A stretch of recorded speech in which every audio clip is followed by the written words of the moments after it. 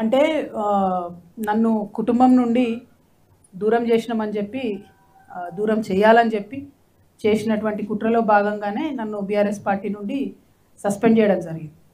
అయితే మీకు నేను ముందే చెప్పిన ఇంట్రొడక్షన్లో కూడా మా కుటుంబంలో ఏమైపోయిందంటే ఉద్యమము, రాజకీయము, ప్రజల పట్ల ఉండే ప్రేమ, కమిట్మెంట్ అన్నీ కలిసిపోయి ఉన్నాయి. సో రాజకీయం వేరు, కుటుంబం వేరు, పార్టీ వేరు, ఉద్యమం వేరు అని చూసే పరిస్థితి లేదు. ఇవాళ నా తల్లిదండ్రుల నుండి నన్ను దూరం చేసినా కూడా నేను నా మరో కుటుంబం అనుకునే తెలంగాణ కుటుంబం కోసమే పనిచేస్తాను. ఒక ఆడబిడ్డగా నాకు డెఫినెట్గా బాధ ఉంటుంది కదా బ్రదర్.